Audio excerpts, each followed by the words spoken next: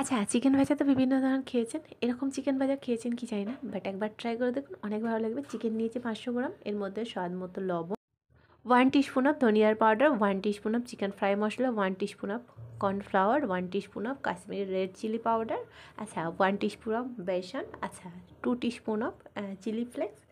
এরপর হচ্ছে 1 teaspoon of ginger garlic paste. আমি তো লবণটা আগেই ফার্স্টে আমি অ্যাড করে দিচ্ছি। এরপর হচ্ছে 3 টিস্পুন অফ ইয়োগার্ট মানে টক দই দিতে হবে। টক দইটা ফাটিয়ে রাখার কোনো দরকার নেই।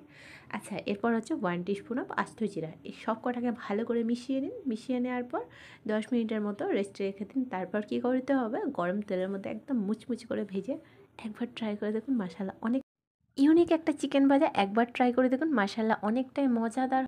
আর এই চিকেন ভাজাটার গুণটা কী জানেন তো? অন্য চিকেন ভাজার মধ্যে যে ছিবড়ার ভাব থাকে না, এটার মধ্যে সেটা থাকে না। একেবারে মুখে দেওয়া মাত্রই, চেবানো মাত্রই কিন্তু একেবারে সফট ভাব থাকে এর মধ্যে। আচ্ছা, তেলটাও গরম হয়ে গেছে, এবার রিফাইন তেলটা অ্যাড করলাম।